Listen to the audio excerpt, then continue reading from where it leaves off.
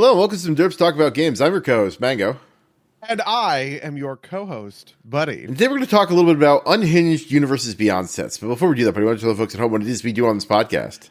On this podcast, we talk about games, and because we've been playing a lot of Magic the Gathering, I don't know, man, it's just on the it's on the mind. It's on the mind constantly. This was a pitch of mine, so I guess I will do the intro here, which is to say that the other day I was in the shower and I was sort of thinking about, I was just like, what are some really wild universes beyond? How far could they go? We had sort of danced around this topic a little bit when we were talking about some of the changes, with Magic over the last year and stuff like that. We were talking about kind of the upcoming slate, about what we were excited for and everything. And I just kind of wanted to put my mind towards some truly stupid, kind of unhinged ideas for where universes beyond could go. And longtime listeners might remember, to get this ball rolling, because we're going to play this a little bit like the Derpies, where, we're just going to go back and forth kind of pitching our wild universes beyond sets. Longtime listeners might remember that when we talked about universes beyond in the podcast, maybe last year at some point, maybe the year before, one of the things we sort of talked about was what sort of weird properties we would actually kind of go for. We all sort of seem to agree that Lord of the Rings, Final Fantasy, Avatar: The Last Airbender, these kind of high fantasy settings are all pretty good for Magic and are kind of inoffensive universes beyond sets, while Marvel Spider-Man, Teenage Mutant Ninja Turtles, Assassin's Creed, maybe these more normal sort of universes beyond sets are the ones that are most annoying. And the one that I included there, Mango, do you remember this one? Yeah, is it what I think it is? Is it about about family?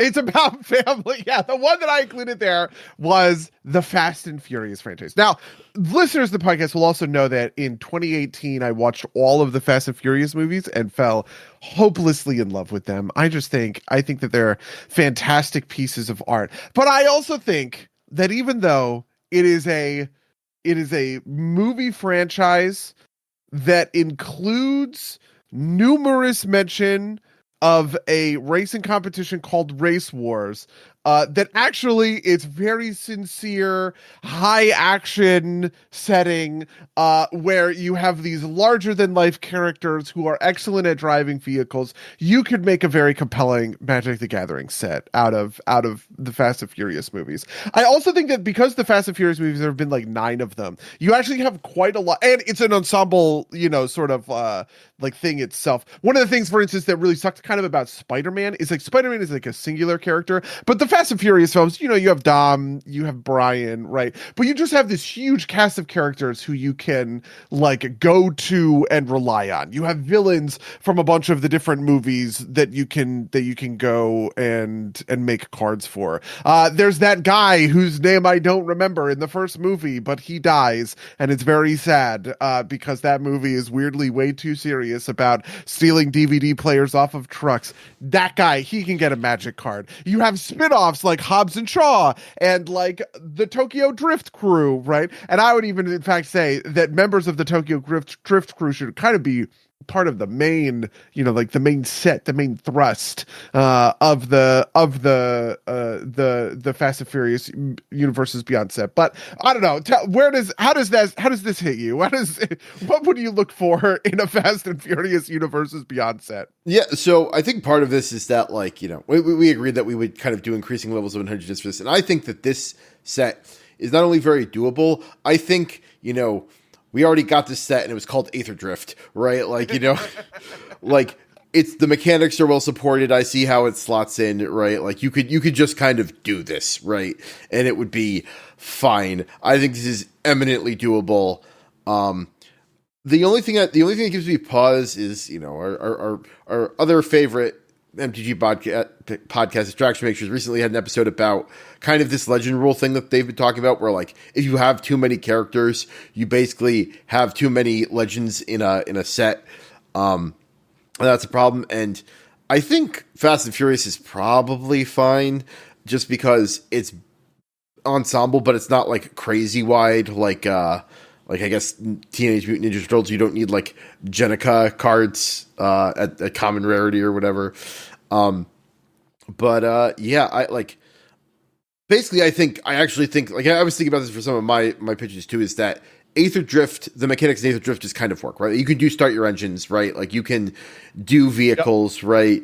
Um you can make, a couple different versions of these characters, but you could probably have like the chase versions of individual characters, right? Like Dom, like I feel like Dom would probably be like in black, right? Do you think so? I guess this is a question. Do you have separate cards for Dom and like his car, or do you have Yes. Okay. Yeah.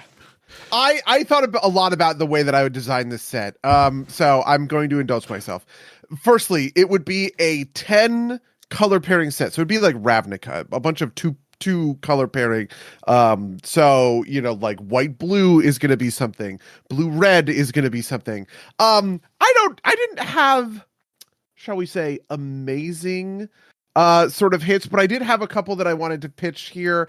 One of them, blue black, would be Han, which is simultaneously because I'm the magic designer of this incredible set, and blue black is my favorite color pairing, and Han is my favorite character. But I also also think it speaks to the fact that Han is sort of this everyman who can blend in with a crowd, and he's also good with sort of like a sniper rifle, right? And I was thinking about this. I was thinking about this effect, right? Like, okay, what are the different kind of like color pairings? And as I went through and I started deciding these to both the main crew. So I was thinking about like the main individuals on the Fast and Furious crew. So for instance, Letty I had as green black, because green black shares sort of like a graveyard focus with like milling stuff into the graveyard, reanimating it, right? Like regrowth. And Letty famously comes back from the dead. She dies in the fourth one. Or sorry, she dies in the fourth one and she comes back in the sixth one, which I think is sweet. The blue red I had for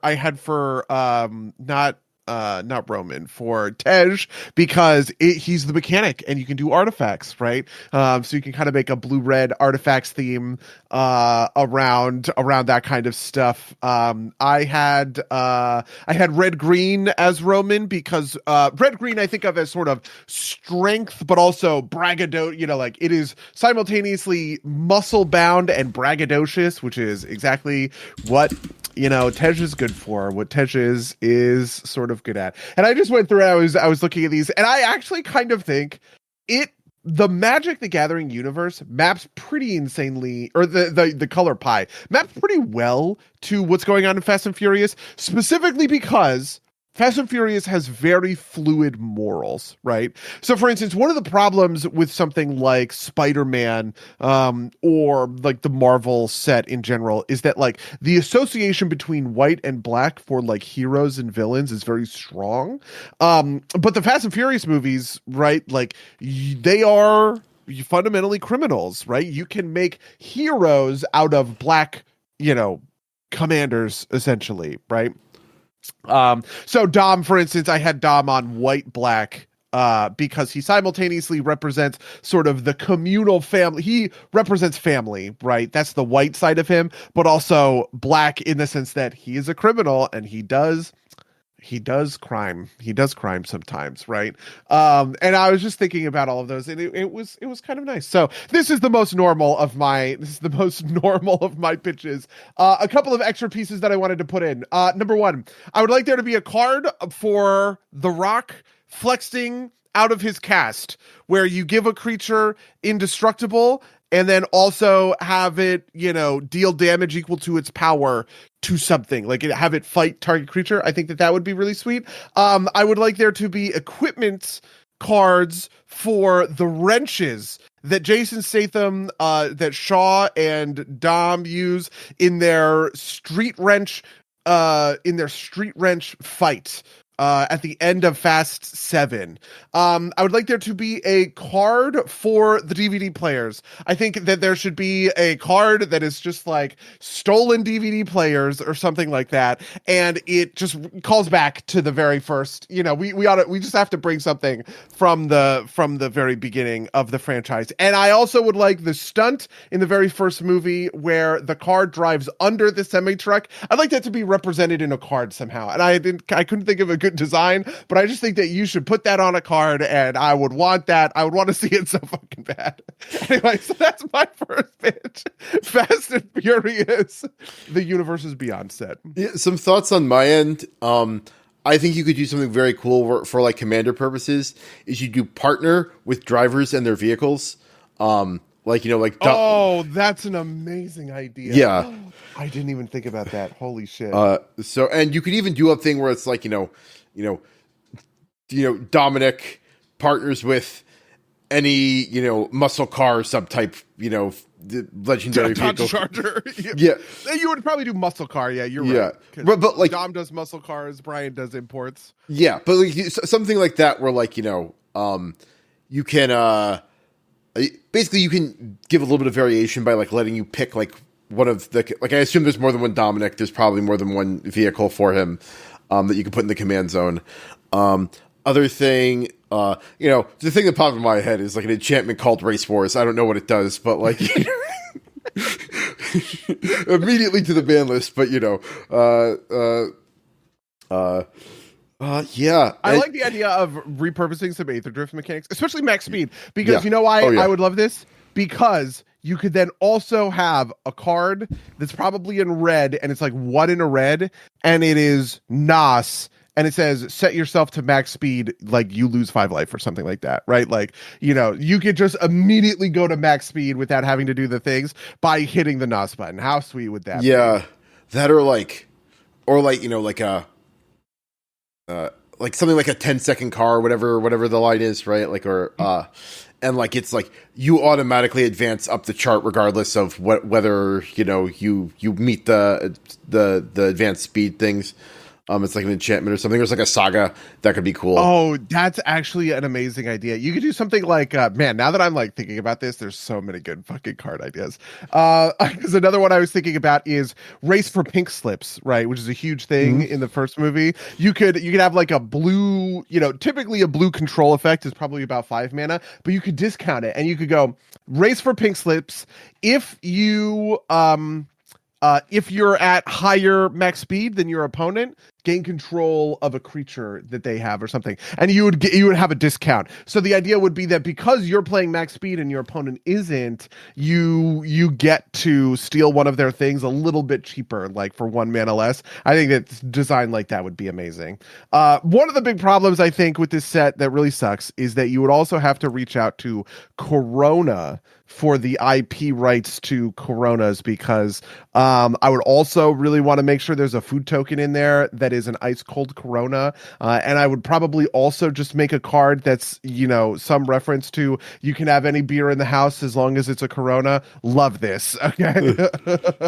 Yeah, like I'm imagining like the offer version of this was like the name of the food token is like a cerveza, right? And it's just like like it's just like a bottle with like a white and blue label, but like no text on it. It's just kind of like serial number filed off version, or like the King's beer, right? Something like that, or like Crown beers, something funny like that. But hey, how do you feel about the legendary commanders from TMNT? Not commanders, but just like the legendaries that are like Raph and Mikey troublemakers, right? Where like 2 characters team up on 1 card. Because I feel like you could also probably do some of that. You could do Dom and Letty, obviously, sort of like Aragorn and Arwen. Yeah. You could do Dom and Brian. I would love to see a Dom and Brian card.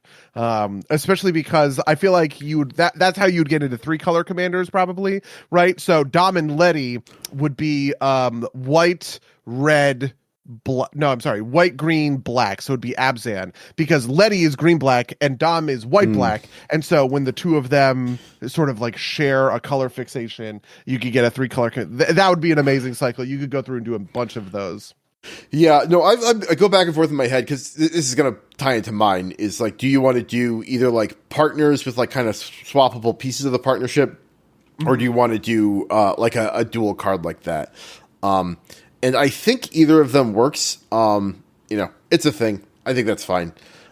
Which maybe is a good launching point into mine, which is again going to be comparatively normal for this first one, which is Shrek, which I think would be like honestly, I think again the tone isn't right for Magic, but like you could do this. It's basically Eldraine, right? And I'm thinking you could just kind of get a lot of those things for free, right? Like you already have like the Gingerbread Man, right? You have those mechanics. You could pull that in. I was thinking since Eldraine tends to be very kind of monocolor focused, it's like one of its things. You kind of get around that with some of the commander stuff by having the Eclipse style like two-faced cards, right? Like you have Shrek, like human Shrek on one side, which is like white, and like green Shrek on the and Shrek, monster Shrek on the other side, which is green, or maybe black. Shrek lives in a swamp, and so like I go like he feels very green black on kind of like themes for me, like. But maybe I'm getting this wrong just because like he lives in a swamp, but that's basically the only thing that I think is particularly black about Shrek. But you kind of have to acknowledge that. But I was thinking that like Donkey and the Dragon would be like your red blue combo, right? What other things was I thinking of? Like basically, there's enough classic fairy tale stuff that you can just like pull stuff out of Eldraine and give it new art. I think going on an adventure would be like you could do some cool stuff with that, right? Like you do like summations of the plot. The only thing I wish I had done in preparation for this, and I ran out of time, was watch Puss in Boots because I haven't, and I hear that movie is very good. And I'm sure there's both a lot of those movies are insane. The first one and the second one are very, very good. And I'm sure there's something you could mine there for stuff as well, with different cards. What else do I have to say about this? I just think that like it would be like Lord Farquaad as like I think you play Lord Farquaad as like Azorius. I don't know. That's just like the thing that popped into my head is like he's very kind of legalistic and very very kind of maybe you do blue black or maybe you do you do Azorius, but I think Azorius is the way to go. But I also think you want, like I said, you want to kind of focus monocolor. I think part of the problem here too is that like to your point about like Marvel being a little too morality focused, I think here it'd be a little bit hard to kind of get people out of like white and green. I think a lot of things are going to fall in there because it's like a lot of like big things and a lot of good themes. Like a lot of the villains are otherwise, like twist on a good character that happens to be evil, right? Like it's like the fairy godmother and Princess. Yeah, I wonder if you could maybe do like 10 of the color pairings or something like that, but then because this was something I was thinking about for another thing that I won't get into because I didn't go with it, but it was just a thing I was thinking about, which is like you could have heroes be allied color pairings and villains be enemy color pairings. So for instance, you could have Farquaad as like Orzhov, like white black, but Shrek be Selesnya, like white green. And the representation of white green, they're allies. That means that this is a good guy, and you would have whatever Puss in Boots and Donkey and Fiona, and you would need a fifth one. I don't know, whatever. Who cares? And then you could do a bunch of the villains doing the different enemy, like enemy side color pairings. Like you would maybe have the fairy godmother. Maybe you could do like green black. And then who's the villain in the third one? Rumpelstiltskin, right? Oh yeah, the villain. Yeah. I don't know what colors he would be. I think there's whatever. I think there's a card for Rumpelstiltskin already, right? Like, because I think he's going in my, or like I have Rumpelstiltskin like character that's going in my Maryland deck. Yeah, in the chat, I When You Lose is saying that Farquaad should be black red. I don't know. It feels like. In the first movie, he kind of like repossesses a swamp, right? Like that feels very blue to me, right? Like legalistic, in that way. And so, I could see being Dimir, being blue black, right? I think that could work. I think the dragon's obviously red, but that's because all dragons are red, right? But yeah, I mean, there's dragons in every color. But though I do agree, like dragons are stereotypically red, sure. Yeah, and also I think that there's a thing. I was thinking about this earlier. And we'll talk about this on my next one. how much the aesthetic of this, like the color associations with the property kind of matter for Magic. So for instance, when we talked about this a little bit with Avatar, in my mind, earthbending is not green. Earthbending is like the Earth Kingdom is like a very white, it's big orderly empire, Sure. right? You know, and so I sort of chafed at the idea that Earthbenders were green and that Earthbending was a green effect in the Avatar set. But like, I do recognize that in Avatar, Earthbenders they have green all over them, right? That is the color that we associate with the Earth Kingdom. Similar for the Fire Nation in red actually made more sense. I wasn't as mad about that one. Waterbenders was also one that felt a little bit weird to me. Waterbending and blue didn't necessarily kind of like match because like, I don't know, there's a whole thing about blue with like technology or whatever, but like the waterbenders are traditionalists, right? Right. Like the waterbenders aren't the ones who are innovating and making these gigantic like airships or whatever else. But also at the same time, I kind of recognize that this is just like me. Yeah, it's called Island. The waterbenders have to be the watercolor, right? Like yeah, exactly. And like the airbenders becoming white, like that was also sort of like fair enough, Okay, I get that you sort of just have to like kind of jam the IP in there sometimes. Yeah, the square, the round peg has to go into the circle hole, right? Kind of deal. But there's this like question in my mind of like, okay, if the iconography of the thing is red in the property itself, do I need to represent it as red, even if it doesn't really like make sense in Magic, which is, I don't know, complicated to answer. I think it needs to be pretty. I think it needs to be pretty. Like if it's important, I think to the image, right? Like I think you get away with like I don't know. Dante from Devil May Cry has an iconic red coat, but I don't think he needs to be red. I think he probably would be red anyway, but like stuff like that, right? Where like the color isn't necessarily a big part of it. Everyone you lose points out in the chat that, a friend for the cast, Charles, points out that like there's a bunch of water cards in blue, and I think that's fair enough, right? Like Leviathans and Merfolk are all in. I do recognize that the colors are pretty malleable. My instinct when it comes to Shrek is that you could just pull it up into DreamWorks. Do you know what I mean? In the same way that there's like Final Fantasy, like what if you just made a gigantic set and you also included my favorite, you could have Kung Fu Panda in there. You could have How to Train Your Dragon in there, which would be a pretty banger, like a pretty banger set. You could get some synergies between the dragon and also, right, the bee from Bee Movie. The bee from we could get the snail from Turbo in there, have a little max speed, just like a one-off, a little cameo mechanic from the max speed. I would be pretty okay with that for Ryan Reynolds' Turbo. Legendary movie Ants. Yes, that would be. Oh man. Anyway, Woody Allen Ant. I don't even remember that fucking ant's name. I just remember these voiced by Woody fucking Allen. All right. Well, I think that's enough for Shrek. Why don't you? Okay, are you ready for this next one? Okay, this next one. All right. I was thinking a lot about IP, and I was thinking about,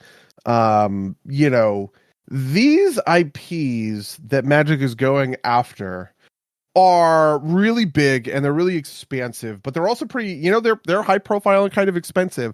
But I actually think that there are ways that if I'm Hasbro and I'm looking for something that has that pre-awareness, right? Like this is the value of an IP. Everybody knows what Marvel is before you show them any of the Magic cards. They have that pre-awareness. And I was trying to think, I was like, okay, if I were to go find pre-awareness for stuff that is not IP owned by companies you need to license from, you can just do it. There's actually quite a lot of that, Mango, and it comes from history. Okay, so my pitch for my second Universes Beyond set: Magic the Gathering World War II. Okay.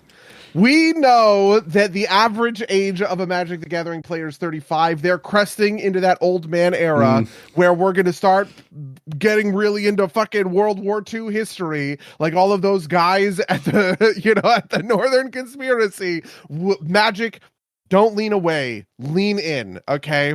I think that this set, it has 5 factions, we would call them, but we all know who they are, okay? We're going to use Axis and Allies for this. It's the United States, it's Britain, it is the Soviet Union, it's Imperial Japan, and it is Nazi Germany. And the way that I would design this is that these are all allied shards, right? So 3-color allied kind of groupings. The first one that I decided on basically immediately was red for the Soviet Union. And this is where the aesthetic thing was so hard. I was like, man, do I think that Jund, green, black, red, is a good representation of the Soviet Union in World War II? And I decided, you know what? Fucking yeah. Okay. First of all, this has the no step back policy that's like black all over, right? Obviously it's called the Red Army. Obviously the army itself is pretty aggressive, but the big thing that I really kind of tapped into and loved sort of most of all is the sort of just raw power that green represents and the raw manpower that the Soviet Union was able to bring to bear against Nazi Germany. So those were red. That was the first one I decided on. The second one I decided on, probably not going to be a surprise. It's Grixis. It's Nazi Germany. It's black, red, and blue.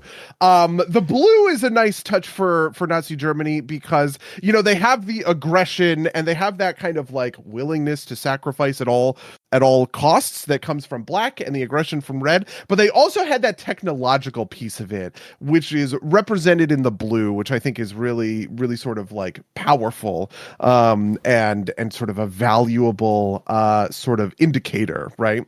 The next few after that were a little bit harder to come down. And so let me know if you have any notes on these. I used white for what do you have for the United States? Because there's one answer. I don't know what the name of this slice is, but it's got to be red, white, blue. No, I don't know if that's like a real. So that's an enemy wedge. Okay. Red, white, blue is red, and it's 2 enemy colors. Okay. Which I did think about, by the way. I actually thought about doing this as enemy wedges, but I sort of decided that I think it made more sense as the allied wedges or whatever. For the United States of America, I actually had green because Naya I think of as just like the biggest, it's so stompy. Okay. It's, you get big boys and you put them into play, and that made the most sense. Plus the color for the U.S. Army was green, right? Like, I think that, you think of you look at a GI, you think green is just the color that they're wearing. Like a Sherman tank is painted green, sort of all of that stuff. White is what I use for the British Empire, just because, as the kind of dominant hegemony at the time of the outbreak of World War II, I think sort of white represented that best. Plus it had the blue for sort of, the technology pushing that they're doing on the aviation and sort of like naval side. I think pretty well captures like the intelligence aspect, maybe, or is that more? Yeah, that's also true. Yeah, because this is where you're gonna have cards for Alan Turing. Obviously, you have to have an Alan Turing commander, right? And then also green kind of just represents that power of the this sort of might of the English Empire that they're able to bring to bear the colonies. So you have the United States as what? Green, white, green, red. White, green, red. Okay. Which I think makes most sense because it's when the U.S. gets involved that really they start to put the U.S. is fighting on 2 fronts. That's real red. Italy doesn't count. This Axis and Allies rules. Italy's too minor. They don't count. They're not considered. They're not part of the factions. Maybe there's like a couple. You'd have like a Benito Mussolini character like card in Germany. Oh, I would say it would be fun to do like, if you could like figure out how to do like minor powers as like enemy wedges or something like that. The thing to me, yeah. The thing to me is that like I feel like there's some amount of mismatch here because I feel like Britain I'd probably put them as like white, blue, black, right? Because that's like they're mostly the intelligence of World War II, right? Like they're like that kind of like I feel like that wedge is very tall, whereas like I chafe against Soviet Russia being green because I don't view them as tall, right? So I had white, blue, black, which is the blue allied pair for Imperial Japan, and the black in there is so obvious to me, which is like kamikaze sacrifice, sure. like pilots and stuff like that, right? Like this indomitable, kind of like, I don't know, you could make like a whole aristocrat strategy around kamikaze planes and stuff like that. Plus they have the blue of, their naval and air power, and sort of the white is really the representation of the rigidity of imperial kind of like Japanese sort of structures. I was a big fan of putting them on blue. Anyway, some other mechanics I really want to lean into. Number 1, battles. Okay, love this for the return of battles as a mechanic. We haven't seen it since Phyrexia All Will Be One, or whichever one of those, right?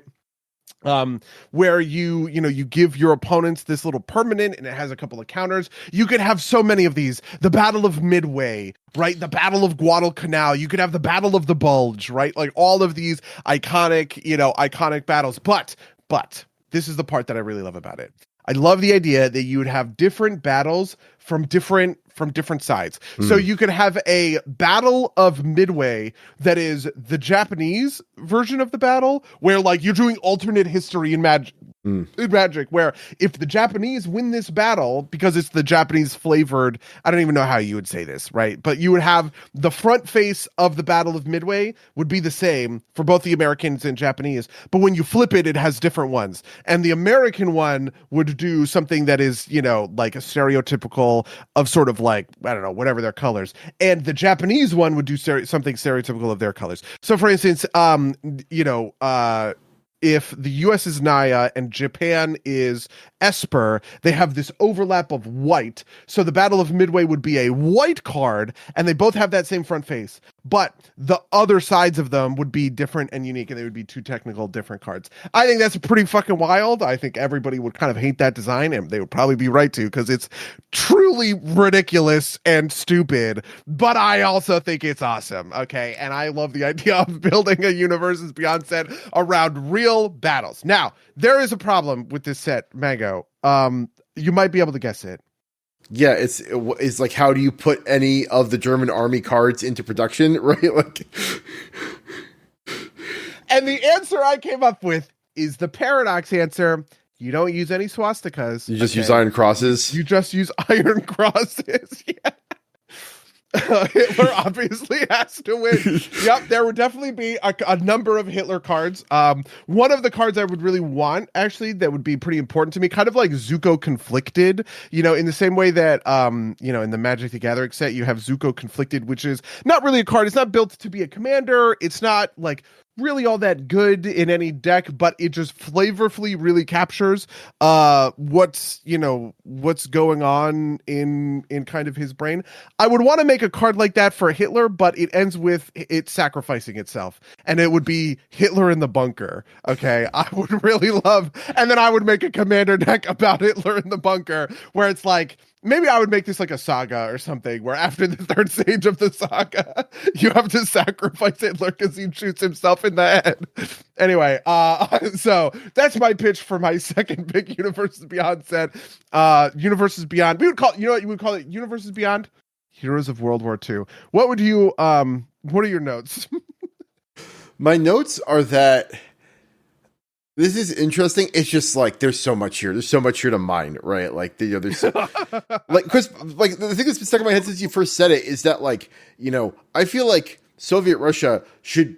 Honestly, I feel like there's like a strong white weenies thing you could get going there, right? Because it's like it's a very wide kind of thing. Although I don't think like white red as I feel it's typically done is just like not right for the Soviet Union. I don't think, but like white and red is kind of like little boys like going wide. That was a weird way to say that. Like little creatures going wide. Just little guys. Little guys. Thank you. Fucking shit up. Yeah. No, I think it'd be. I think it'd be interesting. I feel like you'd have to tune around it. I do think the way you do the Hitler in the bunker thing is you have it be like a saga that you play, but the last step is like destroy target commander or something like that, right? Like, oh my god, yeah. Like you have it be your like you play it and it's and the third it's like a ticking time bomb to kill the commander, and I think that would be the way to do that card. Trying to think of like you just like make the atom bomb like an Armageddon type thing, right? Like type of deal. You make it like what do you want? Like make it like mass land destruction. Like exile all lands, right? Like, it'd be like world fire or something like that. Yeah. I totally get that. Yeah. I actually think that the way that I would do the Manhattan Project would probably be something like, do you know, Helix Pinnacle? Oh, like, yeah. You pay a bunch of mana into it, you win the game. It would be something kind of along those lines. Yeah, that makes sense. Less like, but it would be something like, you can pay mana to put counters, and when it has like 40 ingenuity counters on the Manhattan Project, destroy all permanents target player owns or something like that, right? Like just like something that is win the game, kind of like brutal, but also represents kind of like the destruction of the atomic bombs, which is sort of fucked up to put in a Magic card. But hey, listen. Yeah. We're there. We're deep in it, Mango. Okay. I would say, could you do something like, 40 counters on it, exert, destroy all permanents for target opponent, and then at like 80 win the game. Like that's like, the Hiroshima and Nagasaki right there. Yeah, I think that could work. I also think that could work. One other thing I wanted to mention, for my Heroes of World War II set, I would change slightly the designation of spacecraft to like ship or starship or something along those lines, because I would want to differentiate between sort of tanks and airplanes, which in my mind are vehicles, and ships, which in my mind would be starships. So you would use sort of the starship rules for crewing, or stationing, right, where you would station the Bismarck or something like that. You would station the Enterprise, right? That's actually a bad one to use, but it is like the Lexington, or something like that. The Yorktown, any of these big aircraft carriers, you would station those. Whereas with aircraft, you would traditionally sort of like crew those. And then I would also probably want to do something. I was trying to think about this, but I would want to make tanks like a thing where you can permanently station them. I was sort of thinking about how aircrafts, it makes sense because you fly them in sorties, right? You one turn, I tap my pilot, he gets up in the air, boom, my aircraft attacks, but then it has to go like land and refuel and all of the rest of that. But like a tank is something that you don't live in like a ship, which is what is represented by station, but it is something that you ride in your tank. That is part of your sort of like campaign for a long time. So I would want to create a third designation that's kind of between them, which would say that you could kind of like crew this thing into a creature, but like it doesn't end until you choose to untap the creature on your untapped step, or you do something like at the beginning of your upkeep, you may untap all creatures crewing this thing, and it's no longer a vehicle, right? So if you want to uncrew the tank, you sort of have to like wait for sort of that moment. So that was something I was thinking about, was the designation between the three different mechanized pieces of warfare. Yeah, so, I feel that. Okay, hit me. What's your next one? Before I get to my second one, I do want to call out a couple of suggestions from the chat, which is Charles said The Office and or fast food. I don't know enough about The Office, but I think fast food is a strong one. I think that could work. And then Charles said that Judy said Chinese dynasties, which I think would actually like that sounds like a thing that they would do, like just like they did Three Kingdoms, right? Did they? The premise, there was a long time ago where they did Portal Three Kingdoms is what they called it. Okay, which was like the first foray into this. So there are cards that you might have seen some of these, like Imperial Recruiter. I would say, is the first Universes Beyond set Arabian Nights, right? Like but yeah, no, that makes sense. But for my second one, this is more of a class of sets. Basically, it's kind of like these are like actor or director universes. The first one obviously being like the Jeff Goldblum-verse, or like the Liam Neeson verse, or the Nick Cage verse, or like, you know, these the five they came up with are, you know, those three actors, or the Sam Raimi verse, or the who did I have as the other director? There was a director I had in there that I cannot think of now that I thought would be pretty great for like a set of Scott, Steven Spielberg. I'm trying to think. David Fincher maybe would. So Ridley Scott would be kind of insane. You'd get Gladiator, Blade Runner, killer movies. Yeah, but like Alien. Oh my god! Wow, holy fuck. So I think the director ones, maybe I'm a little bit less crazy about because you just pull in so much, right? Like, you know, you pull, but like the idea of just doing like, you know, Nick Cage, and you get like Nick Cage from Face Off, you get Nick Cage from, you know, National Treasure. Sure. You get Nick Cage from, you know, The Unbearable Weight of Massive Talent, right? Like, you know, you get Nick Cage from Mandy, right? If you do Liam Neeson, you get Darkman, you get Qui-Gon, you get oh my god. I forgot. Holy shit. Qui-Gon is huge. Who's the other one? What's the one where his daughter gets stolen? Taken, yeah. Taken. You get Frank Drebin Jr. from the new Naked Gun movie, right? Like, you know. Did you watch that movie? I watched it on a plane recently. It was so fucking funny. I love that movie. Does every card start with that actor's name? Like the actor's name? I feel like you make it like the subtype, right? Like, you know, like Qui-Gon Jinn, you know, legendary Liam Neeson or something like that, you know. And I think this would suffer from like the kind of like, well, everything's a legendary creature. Like, it's hard. Like, you can have moments, right? Like, you know, like, you know, I want to take his face off from Face Off, and you make that. It's kind of like, you know, maybe a Skin of Murder or something like that, right? Or you know, exchange control of two target creatures, that kind of thing. And you could maybe dip into the minor characters a little bit, but I do want to keep it pretty actor focused, because otherwise you kind of get too far into the other properties. But that was just like this is maybe a shorter one, but I think it's just like such a rich idea for something that's like not particularly real. You know, I just think there's a lot you could do there.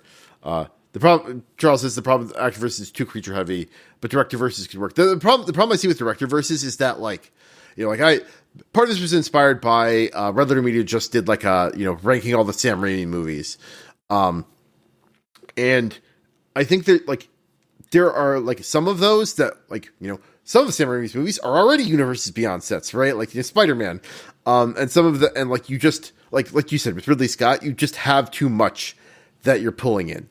The thing I am worried about vaguely is this could be a real thing. Like, we had, like, so far all of the celebrity Magic players are like not actors, right? You've got Post Malone, you've got like that Olympian, like cracking packs at the Olympics. But Post Malone, you can't, like, you can maybe do like a one-off card for, but if like Timothée Chalamet turns out to be a big Magic fan, I'm sure we'll get like a, you know, a Duneverse, like Bob Dylan set, something like that. Listen, you get a bunch with Timothy. You get Willy Wonka. You'd get the gay guy he played in Call Me by Your Name. That's sweet. You'd get Interstellar, which he was technically in. I think that was his first like big break. You could get a lot with the Timothée Chalamet verse. I also had the thought about sort of directors. My thought was Steven Spielberg, which we have done a piece of, because there has been Jurassic Park, and there has also been there's also been Jaws. But I was sort of like, man, with Steven Spielberg, you kind of get like an insane set of bangers, because you get you just get like a bunch of big like IP stuff, right? Indiana Jones, Jurassic Park, Jaws, you get all of those movies from like the mid 2000s with Tom Cruise. So Minority Report, you get his War of the Worlds movie, which isn't great. But then you also get these like little sort of like dramas, like Bridge of Spies and like Munich and stuff like that, which I would also be pretty into. Like, those are pretty crazy sort of suspenseful movies. You would, funnily enough, get some World War II stuff. So you could get some reprints from the Heroes of World War II set, because he did 1941, which is obviously about the battle for the Battle of Pearl Harbor. So you get a little bit of, you get a little bit of some neat crossover there. And then obviously you'd get ET, the extraterrestrial, not a bad hit, not a bad pickup. So yeah, Steven Spielberg, he would be pretty good one. I feel like there's like, if I went through, I could think of all of the different directors who would give you just like a cross section of neat stuff. And I don't know what I would be most interested in, but yeah. Yeah, no, that makes sense. Yeah. Okay, are you ready for my last one? This one is I was really the part in Dune where he drinks the water of life and has just like the next level and he can see the future and all the rest of it. This is what I was like considering my last one. Here's my thinking. Magic has been going for these bottom of the barrel sort of IPs, right? Marvel will license to anybody, right? TMNT licensed to just anybody. It's so easy to get sort of that stuff in and that stuff done. What I think they need to do in order to rescue Universes Beyond as a concept is go for prestige, go for the highest quality stuff that they could find. And I would probably define that as the most inaccessible thing, right? What is the one IP that would just never license to Magic? And that's who they should go for their their pinnacle of all Universes Beyond set. So I had the idea, Universes Beyond the Reserved List, which would be going beyond the universe of the Magic the Gathering universe to the cards that Magic has said they would never, ever reprint ever, which includes a number of different legends from Legends, as well as incredibly powerful staples getting reprints like Gaia's Cradle and Yawgmoth's Will, one of which I think actually Yawgmoth's Will might be banned. But if I were Magic and I were thinking about just the most incredible Universes Beyond that you could possibly make, it would be to go beyond the Reserved List. So that's my simple pitch. I feel like the way you do this, like just be the biggest jackass possible, is it's like, instead of Black Lotus, it's Black Lotus, comma, Magic card, and you play it, and it says create a token named Black Lotus with the ability, sacrifice to like generate 3 mana, right? Like, yeah, I was thinking about that. I was thinking that if they went for this, first of all, you would need to do sort of all new art for, like all new art and like Oracle text for some of these cards. But then you would do a bunch of stuff. You just do like a bunch of stuff. You would find a bunch of sort of like neat little, like odds and ends and bump them up with kind of like modern flavor. So for instance, I was looking through the Reserved List and I was like, okay, what are some cool cards that I would want, to make better or more interesting? There's a card from Mirage on the Reserve called Avenging Angel, which is 3 white.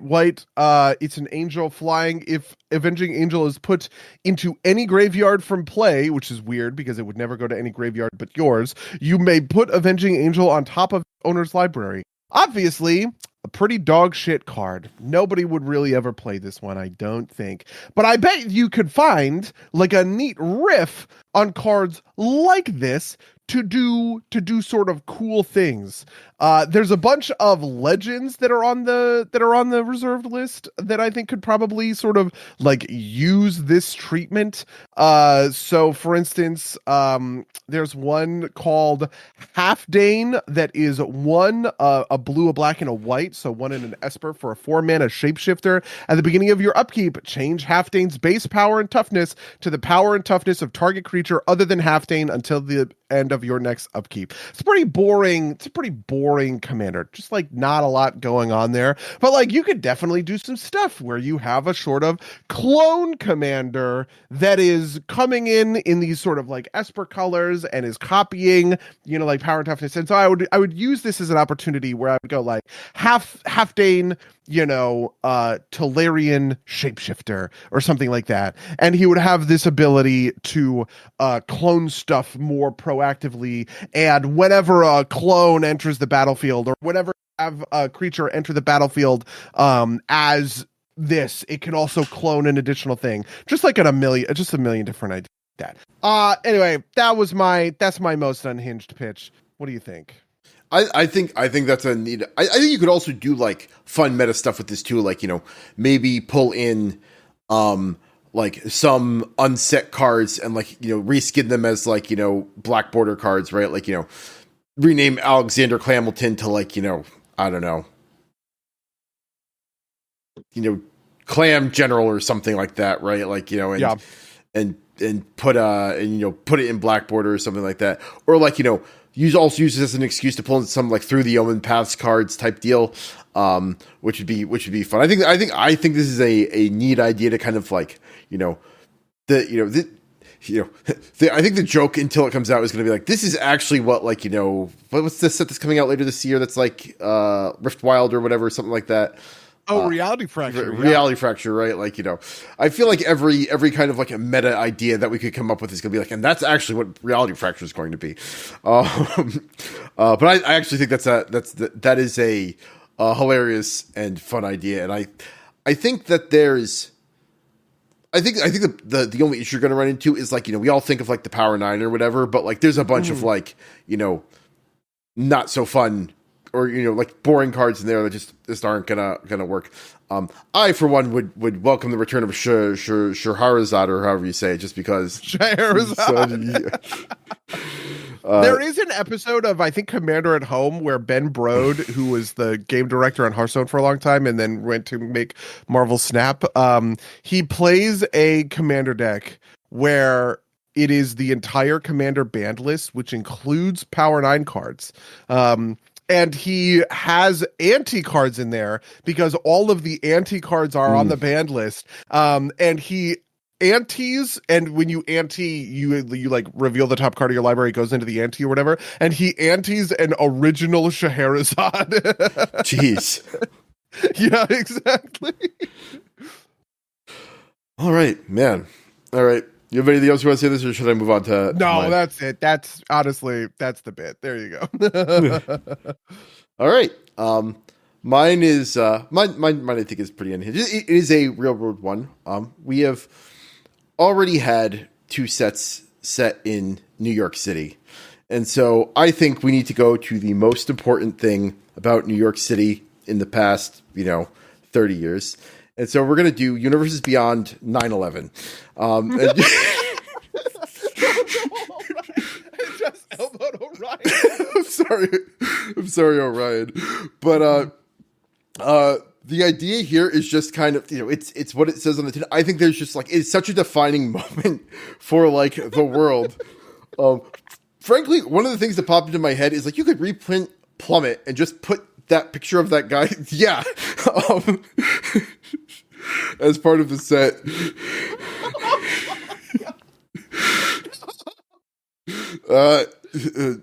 The chat, okay, Charles says, go on. Jewel took it. Okay, I have a question. In your 9/11 Universes Beyond set, is there a card for Seth MacFarlane, the creator of Family Guy? Because famously, he was scheduled for the flight, one of the flights that ended up getting hijacked and flying into the World Trade Center, but he missed his flight due to a hangover and narrowly survived. Is he going to be, is Seth MacFarlane, lucky survivor, going to be a playable commander in your 9/11 Universes Beyond set? There are 1,000 stories like that. And so I don't think it's just Seth MacFarlane. I think you have a card that's, like, you know, what would I call it? Something like, you know, like, fortuitous, you know, scheduling mishap, right? And it's like, you know, target creature gains, like, indestructible until end of turn or something like that, right? Oh, no, you know what it would be? It would be like Relentless Rats or, like, Persistent Petitioners, where you could have a ton of them in your deck. Because you're right, there are 1,000 stories like that, so you could have a whole deck centered on that as a concept. Another one I was thinking of was, like, a card called Let's Roll, and it's, you know how you have, like, that destroy target attacking creature effect in white? You do that, but it's you know, as an alternative cost for this card, you may sacrifice a non-token creature or something like that, and, you know, and destroy target attacking creature. What other ones was I thinking of. You know, we can get into discussions about like what the colors for like. I think George W. Bush is like a white red commander. Are all of the hijackers named in? Are they all named legendaries? Do you think? Oh man. Charles in the chat says yes. Osama bin Laden peaceful. What about the one guy's passport? Because one of the hijackers, his passport fell, or whatever, and like they just found it on the streets of New York City. Is that going to be like an artifact or something? Yeah, I was thinking that you do a lot of moments. I don't know if like the characters I think just have to be all of kind of like the leaders, because the hijackers I don't think are recognizable enough for that those to actually work as cards. Or you do something like where it is like a hijacker, but like you get like alternate art for like the different the different perpetrators or something like that. But yeah, that is that's about probably as okay. That was the other one I wanted to call out was Steve Buscemi. I think is a card, right? Like famously, rejoins the FDNY. Because Charles reminded me of this when he said the FDNY station had like 95% mortality, right? Like you could do so many of these. You could pull. There are a bunch of kind of like aspirational cards in the history of Magic that you could pull out and just like put art on, right? Like I'm sure there's together United We Stand or something. I'm sure that's a Magic card or something. Heroic like intervention, like those kinds of cards. Yeah. But yeah, that is my most unhinged Universes Beyond. Deeply unhinged. Do you have any honorable mentions? I have a couple of honorable mentions that I just want to like rapid fire through, but did you have others that you were thinking about? Why don't you go? Because I had some that there are movies that I went through my head. I was like, no, this could actually be a set type of deal. In my World War II pitch, I did talk to Rachel quite extensively about whether or not I would want to do the Nazi Germany with Iron Stars, or if I would really want to lean into it, maybe partner with the Holocaust Memorial or something and try and do a Holocaust set where you have legendary land like Auschwitz. Would be a little wild. Another one I had that I thought would be a good Universes Beyond set, Porn Stars, and you would call it Gooniverses Beyond. I thought of that one too.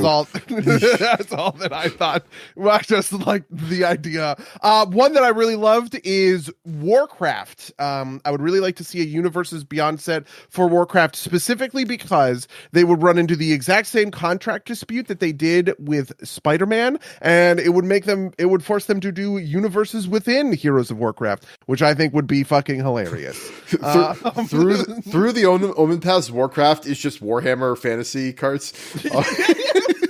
Warhammer fantasy. Yeah, exactly. Yes, beautiful. In the chat, we've got Judy saying Mel Brooks the first. I think that's great, actually. Right?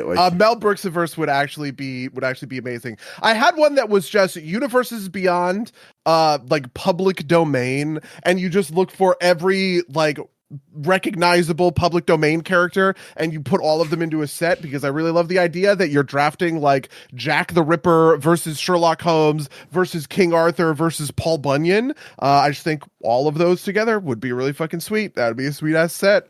So I think that's a neat idea. I think Charles and Chess, they already have it with Mystery Set and Sherlock. I think the issue there is that like a lot of those things already have cards that just kind of like references instead of being directly named, right? Like Beanstalk Giant is a card, right? Like it's not Jack and the Beanstalk, specifically. That's fair. Yeah, it's like the Greek gods are already sort of represented in Magic through Theros, right? Theros is the Greek set, right? Yeah, I definitely feel that, right? Like Kaldheim, you wouldn't want to do Norse. They already have their sort of like XPs for. Plus, we already have some Greek gods via the God of War Secret Lair.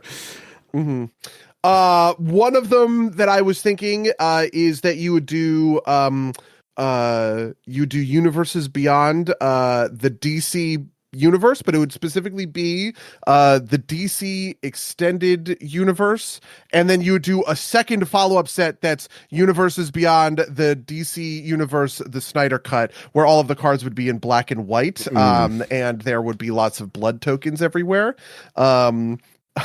Parks and Rec, similar to The Office. I actually thought that you could do The Simpsons would probably be the best. If I was going to go for an animated comedy, I thought about this a lot. I was thinking about American Dad, Family Guy, just a million of these sitcoms, right? Friends, Cheers. I was just thinking about a million of these. The Simpsons would be amazing. The Simpsons has a whole sprawling universe, right, of characters who are really like memorable and episodes and all this other kind of stuff. I think that that would be the best version, I think, of a sitcom universes beyond.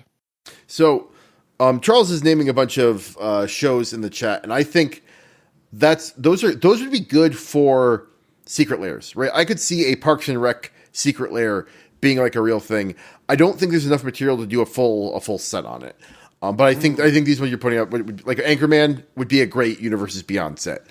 Or not Universes Beyond set, Universes Beyond secret lair.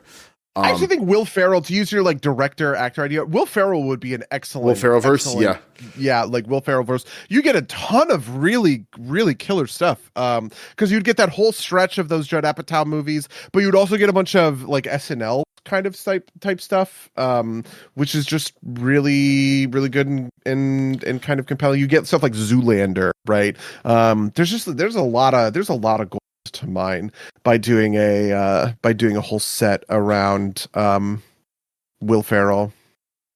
Yeah, Charles in the chat says, when I was doing this earlier, I ran into was one, will it happen at one point, and two, this would make a better secret lair. I was thinking about a lot of anime shows. I'm like, these could happen, right? Like a JJK Universes Beyond set could happen. Boku no Hero Academia set could happen. Right, like I think those are like real things that are on the table within like the realm of realities. You didn't want to bring any of them up, or like Marathon was the thing. Which is the thing I'll be talking about in a little while. It's like, oh, you could do the different corporations that you run contracts for as like different like Ravinica guilds almost. But that's the thing I could see that could be real. So I didn't want to bring it up. Yeah, I had a number of other.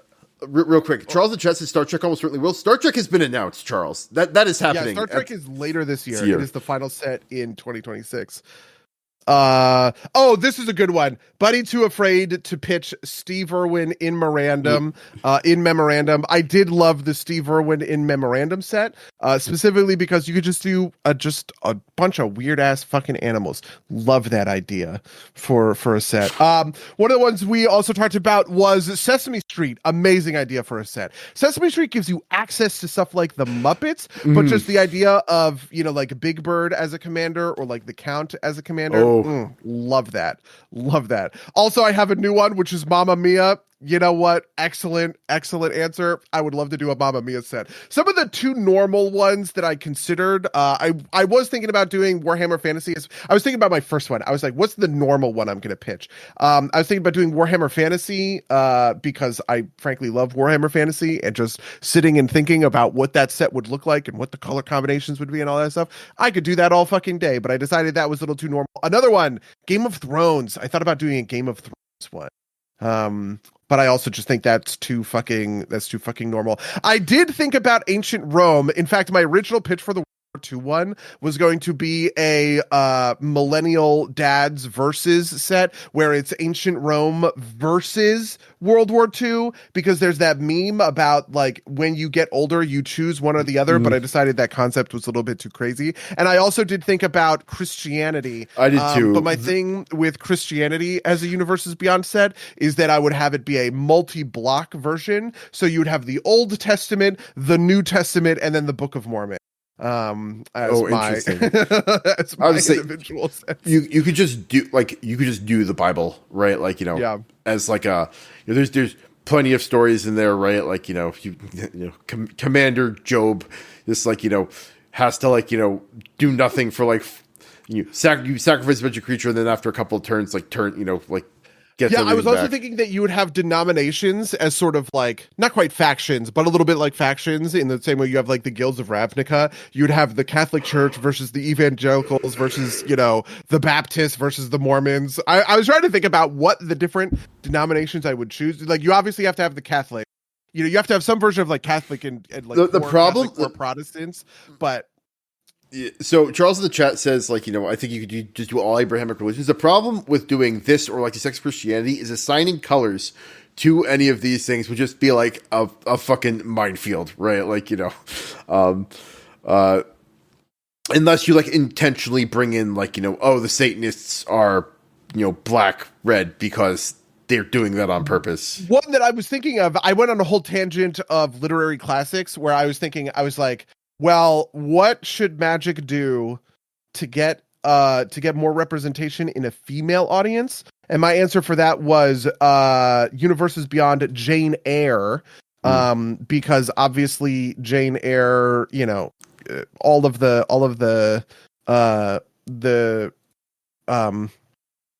Jane Eyre, or Jane Eyre. Who am I thinking? Jane Austen. Yeah, Jane Austen is what I'm thinking.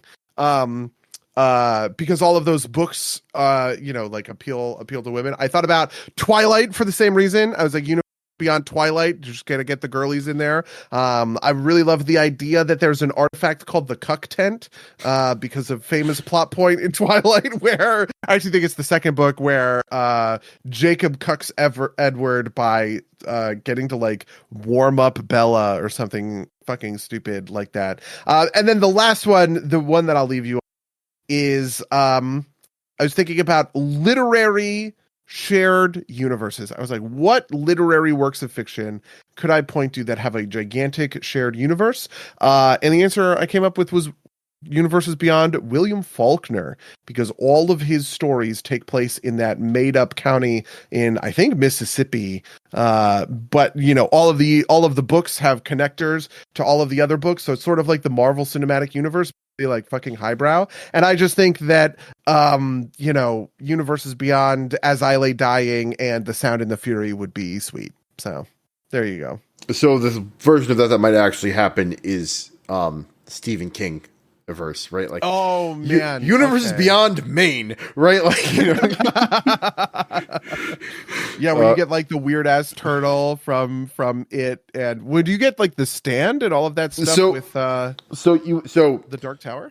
The Dark Tower is the central piece, and almost a bunch of the other books reference it, right? The Stand is not part of the Dark Tower core series, but the villain in the Stand, I believe, is supposed to be a version of one of the villains in it ties back into the Dark Tower, as does Insomnia. There's like back when the Dark Tower moved, I don't know if you remember this, but when the Dark Tower movie with Idris Elba, we had that whole episode. You read all of the books. Yes, yeah. No, this is me. Like, this is what I'm talking about, right? Like, I read all of the core books, and then I also read like 1,000 of the, it felt like 30 of these tertiary books.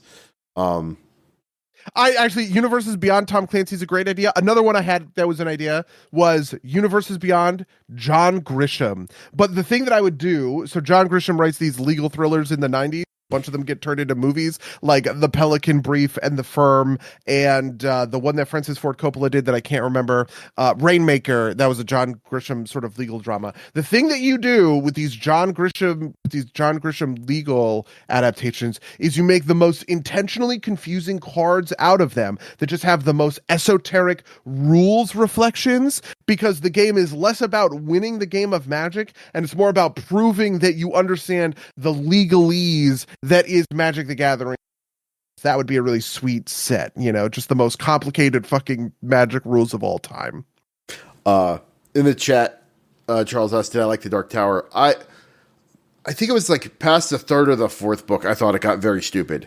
And I didn't like most of the secondary novels I read as well. I think I liked Insomnia. That was like the one that I really liked. I was actually very disappointed because it gets very dumb after like the third or fourth book with like time, like speaking of 9/11, right? Like involve, like there's a plot point about them traveling through time to store an item in a locker inside the World Trade Center before 9/11, right? Like, There's also a plot point about like them meeting Stephen King as a character in his book, as he is about to like get hit by the car that hit him in Maine in real life. I think it's something like the characters stop him from getting killed by it or something like that.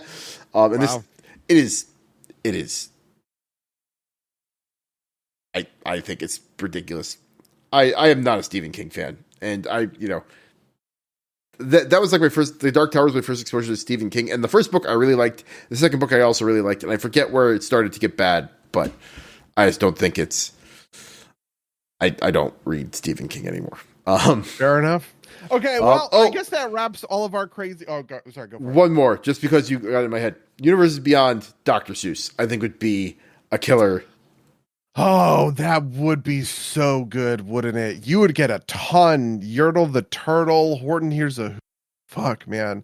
There's a million. Yeah. That would be really excellent. The Lorax who speaks for the trees, right? Like, Yeah, the Lorax would be like a green-red creature or something like that. And the one slur can be like the blue-black, The one slur. Oh.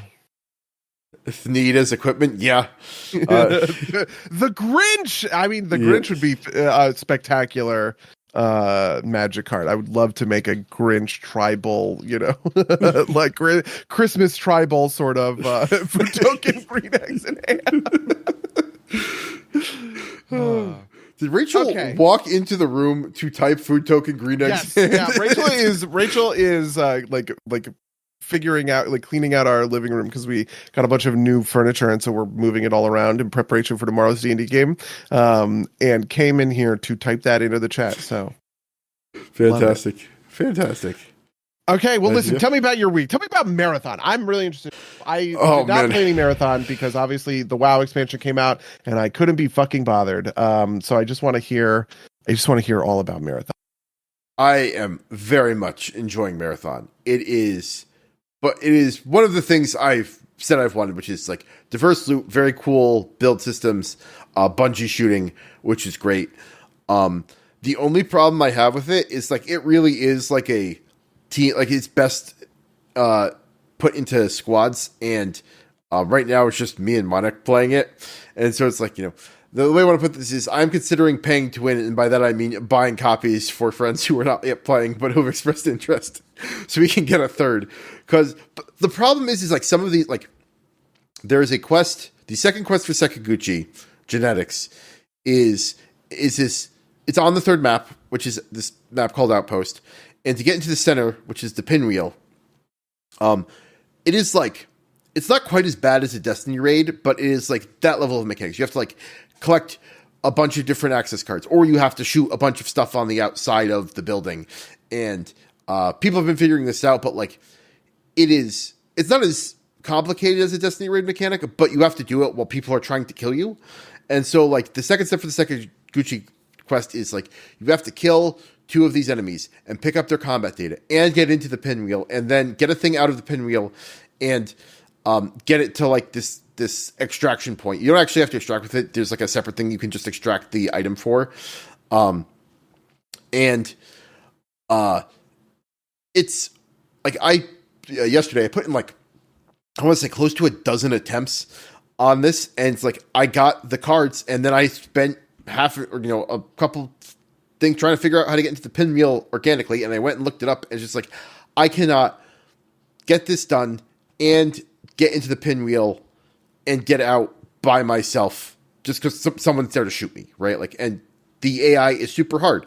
And this is fine for like, with the squad it's fine because if you go down, someone can pick you up, right? Like, and that is honestly the hardest part about this is like you can deal with, and there isn't really any scaling down of the AI enemies who are very tough, right? They're not quite as, I would say, they're not quite as, they feel different than the Arc Raiders enemies in that they feel a little bit more like WoW mobs in that like they don't kind of hunt you as much, although they are pretty smart, but like they stay in kind of like their areas, and it's pretty easy to outrun them if you know what you're doing and like get around them.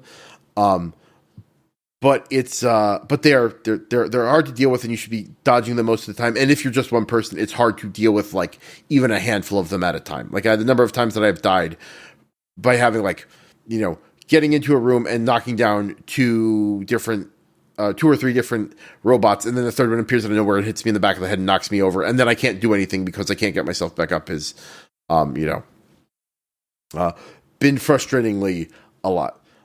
But it's still a ton of fun, right? Like earlier this morning, I did a run where I was just hunting other people, and I got like 3 kills, like snuck over to an extract, and I'm playing the assassin shell. This is part of the thing that I really like about it too, is there are like 5 or 6 distinct regular shells, and then the rook shell is like its kind of own thing, which is like a scav hunt. I snuck over to the extract, and someone else had called it, and it's there are extracts that like call in a bunch of enemies to fight, and he was fighting those enemies, and I just smoked in and like stole the extract from him, and it felt fucking great, right? Like I was like, I am fucking, a god, and then immediately the next game I got shot in like 15 seconds into the match, right? Like, so it is a ton of fun. It is definitely more hardcore than Arc Raiders. I would say it's not quite as hard, or from my understanding, I've not played a lot of Tarkov. Is not as quite as hardcore as Tarkov. And there's just so much texture to it that I really enjoy it, and I would, I'm going to be playing a lot of it. It's just, like you said, I'm also torn between this and Midnight, because there's a bunch of Midnight content to consume. Like right before we got on this, I finished the Zolomon questline, and I am level 89, and I need to get up there so I can get my delves done, and I can start farming heroic equipment and la-di-da and all that jazz. The delves are pretty excellent. Yeah, the thing that I've been hearing about Marathon, which I think is kind of interesting, is that it is sort of more like COD, I guess, in a weird way, compared to Arc Raiders. Basically, I was like reading essentially. I don't remember if it was on Twitter or Blue Sky, but I was just like reading a kind of tweet thread where somebody said something comparing it to Arc Raiders, and they were just going back and forth with people in the, kind of in the replies. And I think it's neat, the idea that the guns are more sort of refined, and like varied, and I want to say like shootier.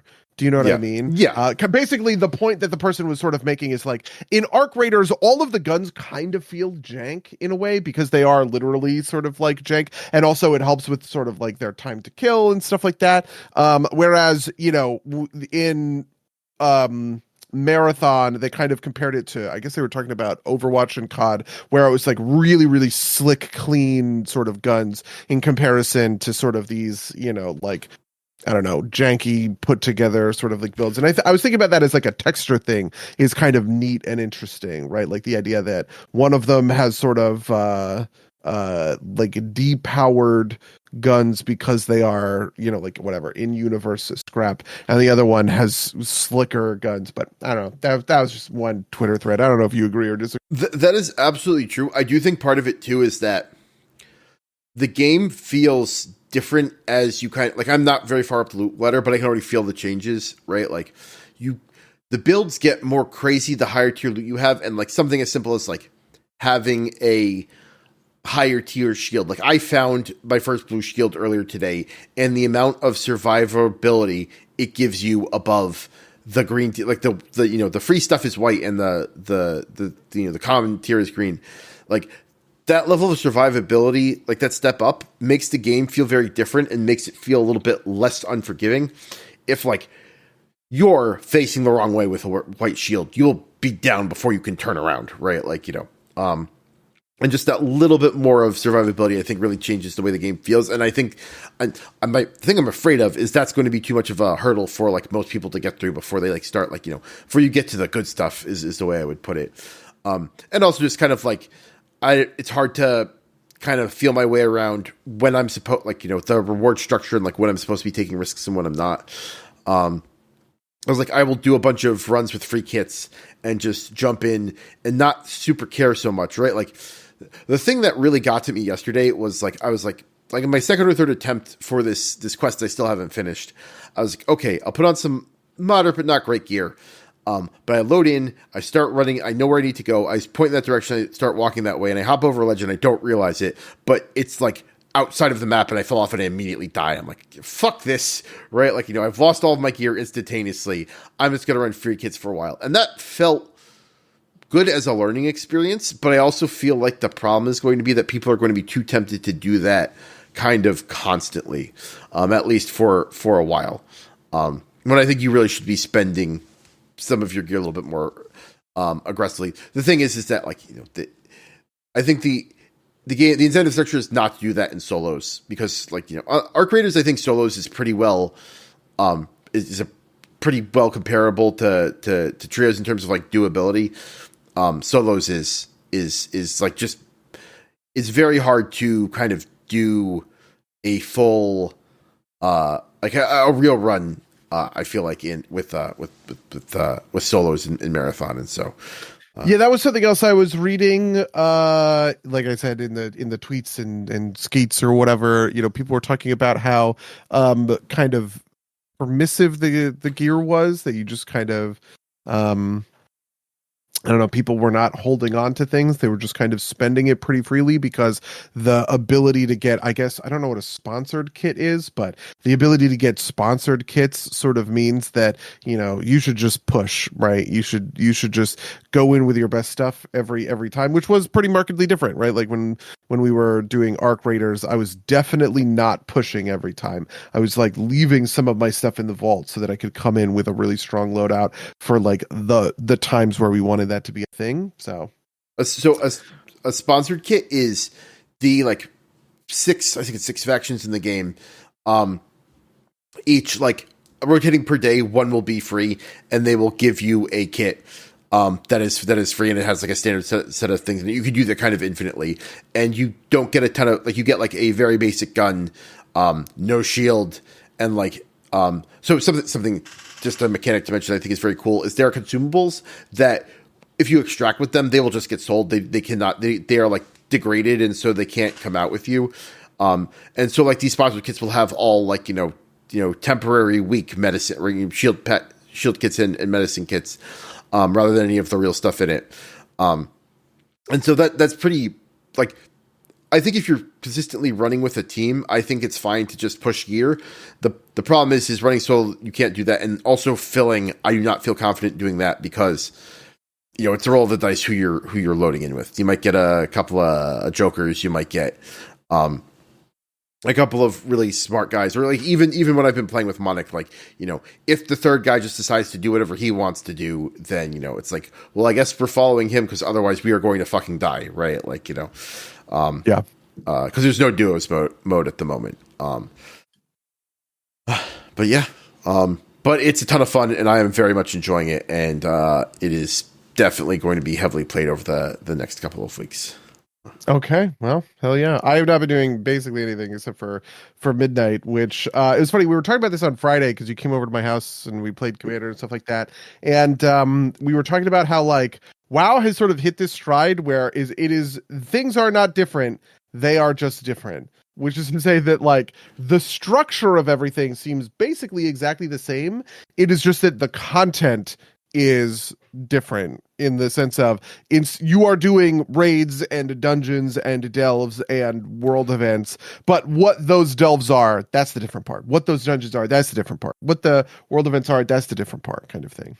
It was pretty interesting because I've been thinking a lot about the War Within in a weird way. I was doing a lot of Midnight, and I was kind of doing this like retrospective of like where do I think the Within sort of falls, and frankly, it's not that high in my like probably personal list of like favorite WoW expansions. But at the same time, I do really love the structure. So I don't think the content was great in World Within, but it was better than Dragonflight. Dragonflight I actually think had maybe some of the worst like going on like 2 or 3 years afterwards, right?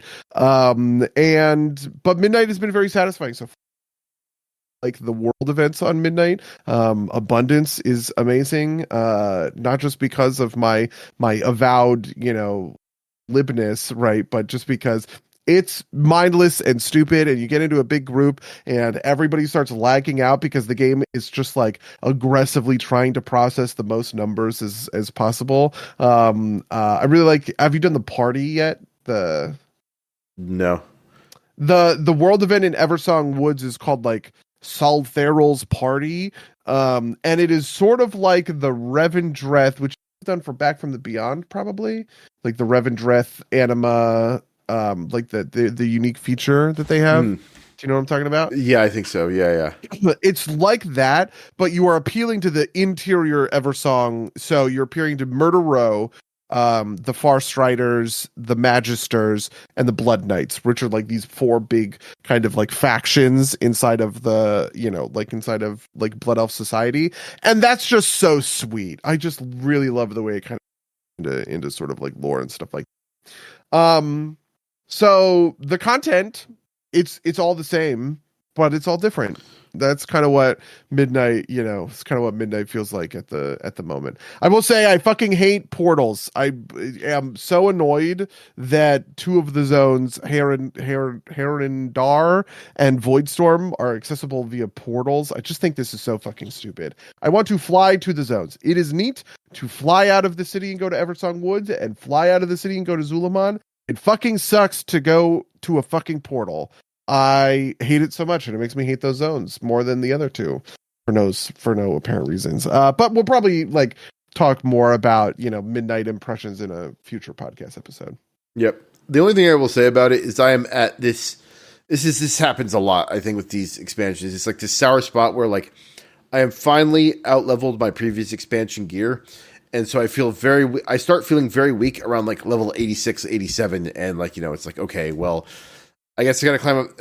It just feels, because everything scales with you, right? Yeah. It feels bad to be like, oh, I'm fucking owning everything real hard. And then at level 87, it's like, well, I guess, you start falling off, and it's because, your gear is no longer above what you're expected to be. Yeah. I guess it's just kind of the consequence of it, but it is what it is. It just feels bad, man. Yeah, certainly. I don't know. Certainly annoying. I definitely agree. I felt that way about professions, to be honest with you. For a long time on Baron, I've been repairing all of my own gear. I haven't paid a repair bill on Baron eons, right? And now I have to pay repair bills again because I have to level up all of my blacksmithing to the final thing in the circle, and the final note of that circle is you can repair this slot. So first we're gonna do belts, and then we're gonna do boots, and then we're gonna do helm or whatever, and eventually I'll be able to repair all my own gear again. It's gonna take forever, and that sucks. I would say I don't know how it is for the other professions, but the kind of skilling up for engineering feels pretty brutal. Really? Because you have to, like, one of the ways you get like these core components is you recycle, and you can recycle from materials from any profession, but it's like I have to make like 5 gears and then recycle them to get 1 Evercore, which is like the basis of a ton of things. And so if I don't have enough material for 5 of a thing, I don't have enough to kind of like build the more advanced recipes. And it felt kind of aggravating. Maybe it'll feel better now. I've been just like mining and haven't been engineering for like a day or so. Yeah, I went pretty deep on blacksmithing as normal. So I did my 3 blacksmiths, one to do alloys, and basically Baron does armor, Tonrik does weapons, and then I have one that does everything. And blacksmithing is basically the exact same. It doesn't really feel all that different, except for they got rid of a system that was in the War Within. But then I did leatherworking. Leatherworking is a little wild. They changed skinning to finally sort of match the other gathering professions, because what they did is they made it so that certain like skinnable targets will give you like 10 times the amount of leather, and they're marked on your mini map. So in the same way you fly around and look for mining nodes, you fly around and look for these high value sort of like beasts or whatever, which I actually think is pretty sweet. And then I also did tailoring and engineering. Tailoring is kind of fine. Tailoring and enchanting. Tailoring is kind of fine. I haven't done much with enchanting yet. I'm mostly just disenchanting kind of everything. I'm selling a lot of stuff on the AH just because Nat's prices are just going to be high for a while, and I want to take advantage of that. And I started engineering, but I haven't really pumped it at all, so I just haven't seen any of the contours of it. Besides that, I don't know. We played Magic, we played D&D. Do you have any hot takes of Magic last night? Yeah, it was 2 nights ago, but Oh yeah, 2 nights ago. Yeah, you're right. yeah, no, I actually thought those were great games. Those in my mind. The second game, obviously, I ran away with. The first game was a really brutal back and forth, which you won on Jasper, which I thought was really awesome. And the third game, I probably would have been annoyed if that third game happened earlier in the night, but because it was our last game of the night, and Josh just kind of goes, "Okay, I think I just win," and he demonstrated an infinite combo, and we were all like, "Okay," and like I was sort of fine. I was like, "Yeah, this is great." Unfortunately, my good friend Sarian couldn't get a big W that night, but hey, he's got time. Yeah, I mean, he can be satisfied with like beating up on Stiltskin, the secret stacks deck, right? Like, yeah, that realization that Stiltskin is kind of a stacks deck was pretty funny to me. I don't know. I also loved that Jasper game. That Jasper game was incredible. I actually think that game, under a lot of other circumstances, like in a more normal pod, I would have won that game, but it was specifically the interaction of Jasper that like destroyed my ability to kind of lock down the game with Ketramos, because once I had that thing where he was hexproof, he's natively indestructible, and I had the thing where like all damage I get dealt gets like dealt to him, and then whenever he gets dealt damage, I heal that much life or whatever. That's like a lock that a lot of decks I just don't think can escape. Like AC, for instance, or like a more straightforward battle cruiser type deck probably just can't get out of that kind of lock. Or maybe they have like one or two cards and they just have to kind of fish for the whole, for the whole game to sort of find it. But I was in that game, I was trying to use that lock to like barely stay above water, which was really interesting and fun because Jasper is... It wasn't Jasper. It was Jasper stealing Josh's cards, right? Like No. This is exactly my point. The thing that makes Jasper so great is that it can use other opponents' decks, and it digs really hard, and you can find really awesome answers, right? Like it just shows you so much more of a deck, which I just think is so sweet. Yeah, it's kind of like Takasia, but for other people's decks. Yes, actually. It's sort of like an offensive Takasia, where instead of digging in your own deck, you're digging in deck, which is sweet. That deck is so awesome. Yeah, no, I really, like I said, I want to get, I think I'm going to get a real version of Jasper and then get somebody to alter it to be Rango, because I want to call it Rango, even though you are right. He is more like, the villain in Rango, but like, Rattlesnake Jake or whatever. Yeah. I also just think that kind of outlaws as a theme, sort of like outlaw typal, is just a sweet, it reminds me actually, maybe the thing it reminds me most of is Eureka. Like Eureka is a typal deck, but it's a very specific kind of typal deck where ninjas are doing this ninjutsu, in and out kind of attacking thing from your hand, and the mercenaries feel that way, right? Whereas like normal typal decks, right, like zombies, elves, dinosaurs, whatever. Like these are just decks where it's like, well, I play a million elves and I give them all +8/+8 and attack for the win, right? Like, those are very straightforward sort of deck experiences. Whereas, I don't know, losing to Jasper feels awesome. That deck is very awesome to play against. I would say something that you want to highlight is like, I like the outlaw thing because it's like we were talking about how like Roaming Throne is just kind of like the best card for tribal decks, but outlaw isn't a tribe, right? Like outlaw is like, it's like these 4 different types count as outlaws. And so like you can't really throw a Roaming Throne in there and have it like work the way you want it to. I mean, you could probably do it like double ping on Jasper, but like, I don't think it's worth it. Like, and so I think that feels a little bit better because you get like that kind of like, oh, we're all the same theme, but it's not like we're all exactly the same. So we're using all of these kind of like tribal tools, these generic tribal tools, which I think is like, I think there are too many kind of like command banner type, Horn of Victory or whatever. There's like a half dozen of these cards that are like, oh, well, I'm running a tribal deck. Let's throw them all in and, pick elf, pick bunnies, right? Like bunnies is, I think, my most tribal deck at the moment.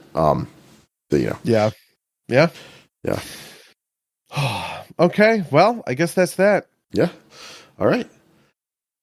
Well, if you would like to email us about any of the things we talked about on this podcast, you email games@gmail.com or podcast@games.com. You can email, or you can watch us on YouTube and Twitch, where these go out live. There'll be links down in the description. Rate us wherever you find podcasts. Buddy, you have anything you're looking to promote? I don't think that there's anything I'm looking to promote right this minute, because we just did. I don't know, man. I took the week off for midnight, so I'm not thinking about work stuff. So yeah. Hello, Rachel. Just appears in the background at the end of the show. Yeah, for sure. Until next time, loyal listeners.